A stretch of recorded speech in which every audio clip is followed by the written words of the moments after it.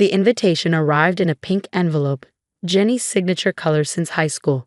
You're invited to celebrate my new home. Come see what hard work and determination can accomplish. I stared at the elegant script, confused. Jenny had been complaining about her financial situation just last month. Credit card debt, student loans, her divorce settlement barely covering rent. Now she'd bought a house. That's wonderful, I told her when she called to confirm I'd received it. I didn't know you were even looking. Oh, Meredith, it happened so fast. The perfect opportunity came up, and I just had to seize it. You know what they say, when one door closes, another opens. Something felt off, but I pushed it aside. This was Jenny. We'd been best friends since freshman year at Ohio State. She held my hair during my first hangover. Been my maid of honor, cried with me through my mother's cancer. If anyone deserved good fortune, it was her. The first real warning sign came 3 days before the party. A credit alert popped up on my phone. New mortgage account added, $400,000. I laughed. Obviously a mistake. I lived in a 2-bedroom apartment and had no plans to buy property until the market cooled.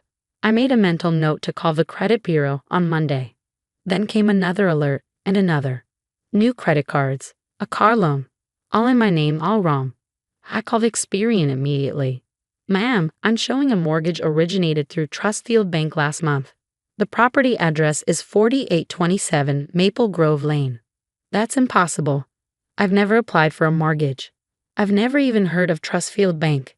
The application shows your social security number, current employment, and, well, it says here you provided pay stubs and tax returns. My blood went cold. Someone stole my identity. It appears so. I'm flagging these accounts immediately. You'll need to file a police report and contact the FBI. Identity theft involving mortgages is federal. I spent the next 2 hours on the phone. FBI, local police, credit bureaus, my bank. The violation felt visceral. Someone had reached into my life and taken my financial identity, my future borrowing power, my clean credit I'd spent 15 years building. The mortgage address, the FBI agent said during our call, 4827 Maple Grove Lane. Do you know anyone at that address? I Googled it while we talked. A beautiful colonial in Westfield, the wealthy suburb Jenny had always dreamed about. The listing showed it had sold last month for $400,000. Oh my God. Ma'am? My hands shook as I pulled up Jenny's housewarming invitation. The address at the bottom, 4827 Maple Grove Lane. I need to call you back, I managed. It couldn't be, not Jenny. There had to be an explanation. Someone else had stolen my identity and coincidentally bought a house on Jenny's street. Or the address was wrong. Or I called her sister Lisa. Hey, you coming to Jenny's housewarming? Can you believe she pulled it off? After everything with Direct and the bankruptcy. Bankruptcy. Last year. Didn't she tell you? The divorce got messy. She filed Chapter 7. That's why we were all so shocked when she bought the house. She said she found some special program for people rebuilding credit. I hung up feeling sick. Jenny couldn't get a mortgage with a recent bankruptcy. But I could. My 790 credit score could. The FBI agent, Special Agent Martinez, called back within an hour. Ms. Thompson, we've been investigating similar cases. Can you think of anyone who had access to your personal information? Social security number, birth date, employment history. 20 years of friendship flashed through my mind. Jenny helping me with taxes when I was freelancing. Storing my important documents at her place during my apartment flood. Being each other's emergency contacts. Having each other's passwords just in case. My best friend, I whispered. She's having a housewarming party Saturday. At that address. We'll need you to attend, Agent Martinez said. Act normal. We'll be there, but we need her confident, not suspicious. Can you do that? Yes. Miss Thompson, I know this is difficult. Betrayal by someone close is often worse than stranger fraud. But if she did this to you, she's likely done it to others. We need to stop her. The next 3 days were agony. Jenny texted constantly about the party, sending photos of her new kitchen, her hardwood floors, her master suite with the walk-in closet she'd always wanted. You'll love the backyard, she gushed. Remember how we used to dream about having dinner parties? Now I can actually host. Each message twisted the knife deeper. We had dreamed together. But I thought we'd celebrate each other's successes honestly, not that she'd steal my identity to achieve hers. Saturday arrived gray and drizzly. I sat in my car outside 4827 Maple Grove Lane, watching other guests arrive. Mutual friends, Jenny's coworkers, her sister, all believing they were celebrating Jenny's hard work and determination. Agent Martinez's voice came through the earpiece they'd given me. "We're in position. Just act natural. Enjoy the party. We'll handle the rest." I walked up the driveway on legs that felt disconnected from my body. Jenny threw open the door before I could knock. "Meredith, you made it." She pulled me into a hug that I forced myself to return. Come in, come in. Let me show you everything." The house was beautiful. Gleaming floors, crown molding, the kitchen island we drooled over in magazines. She decorated in that Pinterest-perfect style she loved, all whites and grays with pops of pink. "Jenny, this is incredible. How did you manage it?"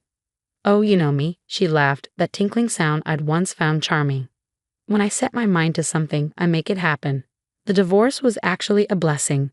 It forced me to take control of my financial future. "But I thought, didn't Lisa mention bankruptcy?" Her smile flickered.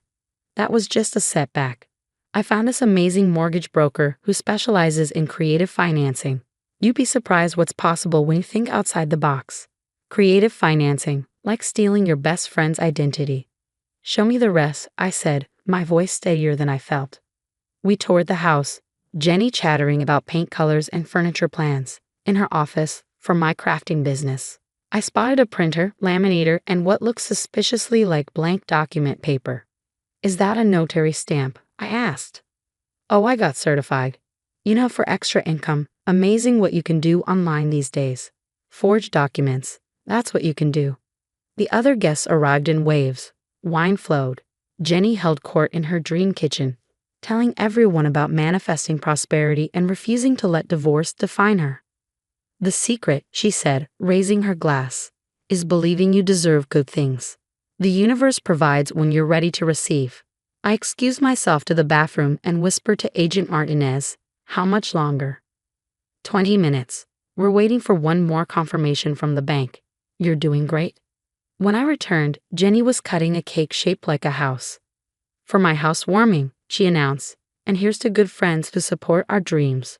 She looked right at me during that toast. The woman who'd used my social security number like a credit card, who'd forged my signature on a mortgage that would haunt my credit for years, raised her glass to friendship. "Speech," someone called. Jenny giggled. "Well, I just want to say that hard work really does pay off. When Derek left, I thought my life was over. But sometimes you have to create your own opportunities, you know. Take what you deserve." The doorbell rang. Oh, more guests. Jenny hurried to answer it, still holding her champagne. I heard her cheerful welcome turn into confusion. "I'm sorry, who are you looking for?" Agent Martinez's voice was clear and professional. "Jennifer Walsh. I'm Special Agent Martinez with the FBI. We have a warrant for your arrest on charges of identity theft, wire fraud, and mortgage fraud." The champagne glass shattered on the hardwood floor.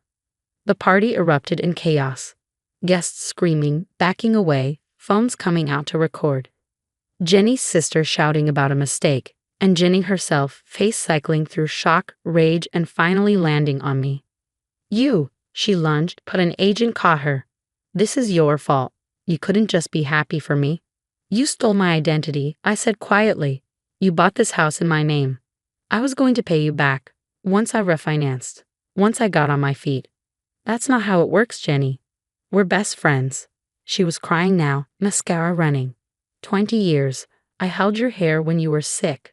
I planned your birthday parties. I loved you. You loved what I could provide. Clean credit, a stable job, a social security number you could exploit. Agent Martinez read her rights while she sobbed. They found everything in her office, the forged documents, the fake pay stubs, the copied tax returns. She'd been planning this for months, maybe longer. "Check her computer," I told them. "See if there are others." There were 5 other identities stolen, though I was the only one she'd successfully used for the mortgage. Yet. As they led her away, she looked back one more time. "I just wanted what you had," she said. "It wasn't fair." You got everything so easily. I worked for 15 years to build my credit. You tried to steal it in 15 minutes. Same difference, she spat. It's all just numbers on a screen. The agents took me to the station for a full statement. The house would be seized. The mortgage would be contested. My credit would take years to fully repair, despite being the victim. Why the housewarming? I asked Agent Martinez. Why invite me? She had to know I'd eventually find out. Arrogance, thrill-seeking. Maybe she wanted you to see what she'd accomplish with your identity. Criminal psychology is complex, especially with people who feel entitled to what others have. Lisa called me that night, after Jenny's arrest hit the news. I can't believe it, she kept saying. My sister, your credit. How could she? She convinced herself she deserved it. That's what she told everyone at the party. Take what you deserve. Meredith, I'm so sorry. We had no idea. She seemed so proud, so happy. We thought she finally turned her life around. She did. Just using my life to do it. The legal process took 2 years. Jenny got 4 years federal time, 3 years probation. She was ordered to pay restitution I'll never see. Hard to pay back $400,000 from prison wages. I spent those years rebuilding. Credit monitoring services, fraud alerts, explaining to every lender why my credit report showed a foreclosed mortgage I never took. The emotional toll was worse than the financial, 20 years of memories tainted by betrayal. Jenny wrote me once from prison. Not an apology, an explanation. You always have everything. Stable family. Good job. Perfect credit. I just wanted to feel that security, even briefly. The house was beautiful, wasn't it? For 3 weeks, I felt like I was living your life. It was worth it. I didn't respond. What do you say to someone who thinks destroying your financial future was worth 3 weeks in a stolen house? But I kept the letter. A reminder that sometimes the people who claim to love you most are the ones calculating how to use you. That friendship and fraud can wear the same smile. That when someone shows you their true character, believe them the first time. The pink envelope from her housewarming invitation sits in my desk drawer too. Evidence, technically, but also a reminder. Come see what hard work can accomplish. She was right in a twisted way. Crime is hard work. Forging documents, creating fake employment histories, maintaining lies. She worked hard to steal my life. I work harder now to protect it.